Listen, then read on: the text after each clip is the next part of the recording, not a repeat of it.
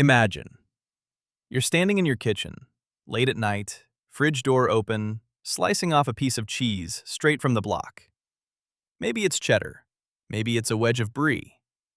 You take a bite, and right between chewing and swallowing, a strange thought sneaks in. Who actually invented this? Milk goes bad in a day. So who looked at spoiled milk and decided, this is something worth eating? The answer takes us back roughly 8 to 10,000 years, to somewhere in the Fertile Crescent or Central Asia, sometime between 8,000 and 6,000 BCE. And the truth is, nobody figured it out. It was an accident. Welcome to Science Curiosity. Back then, milk wasn't carried in bottles. It was carried in pouches made from animal stomachs. Practical and portable, but lined with something nobody understood yet, an enzyme called rennet. Picture an early herder walking for hours with milk sloshing inside one of these pouches. By the time they stopped to drink, the milk wasn't milk anymore. It had split into solid lumps floating in a thin, watery liquid. Most people would have thrown it out. Someone didn't, and that one decision, to taste the ruined milk instead of dumping it, may be the exact moment cheese was born.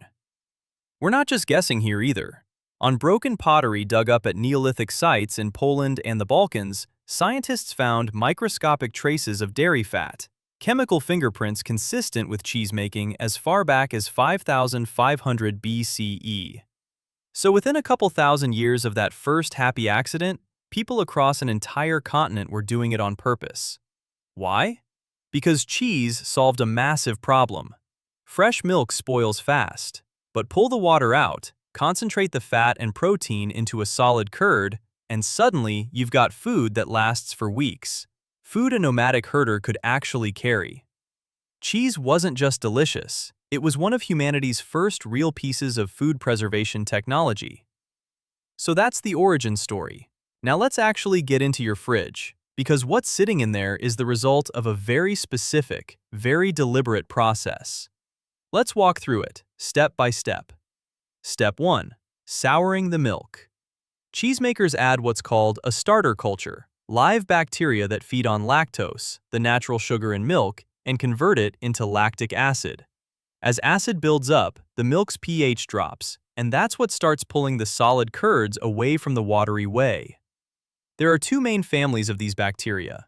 Mesophilic bacteria work at room temperature and produce milder cheeses. Cheddar, Gouda, Colby. Thermophilic bacteria thrive at much higher heat, around 55 degrees Celsius, and they're behind sharper cheeses like Gruyere, Parmesan, and Romano. Same basic move, completely different bacteria, completely different flavor.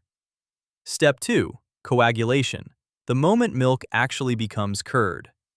For some cheeses, acid alone finishes the job.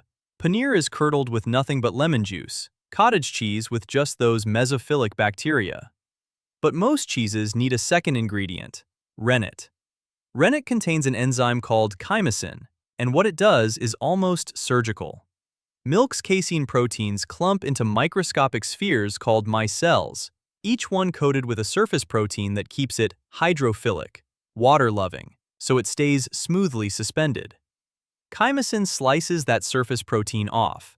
Instantly, the micelle flips to hydrophobic, water-repelling, and like oil in water, hydrophobic particles clump together.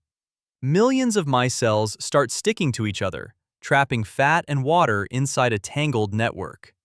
That network is the curd. That flip, hydrophilic to hydrophobic, is the literal chemical instant milk becomes cheese. And here's where the story loops back to the very beginning. Rennet traditionally comes from the stomachs of young, milk-fed animals, usually calves, the exact same biological setup as that ancient stomach pouch. That was the standard for thousands of years, until the 1960s, when rising demand for both meat and cheese threatened to create a calf rennet shortage. So the industry found substitutes, extracts from adult cows, enzymes from fungi, and various other substitutes. Step 3. Draining and shaping. Once the curd forms, the leftover whey is drained off, and the curd gets pressed, salted, and shaped into blocks. For most of history, that drained-off whey was treated as waste. But growing concern over the environmental cost of dumping it pushed scientists to actually study it. And it turns out whey is packed with useful proteins. Today, it's a genuinely valuable byproduct, used in everything from protein powders to other food products. Step 4.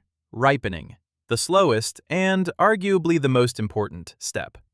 Fresh curd doesn't taste like finished cheese yet. It needs time, in a carefully controlled environment of temperature and humidity, while bacteria keep working from the inside. They break proteins down step by step, first into medium-sized chains called peptides, then into individual amino acids, and finally into small, intensely flavored molecules called amines.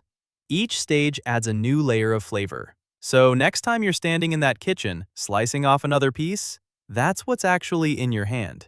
The descendant of a stomach pouch accident from 10,000 years ago, shaped by bacteria, enzymes, and fungi humans didn't even know existed until just over a century ago, refined generation after generation into one of the most carefully engineered foods on the planet. If this one got you curious, hit subscribe. See you in the next video with something equally fascinating.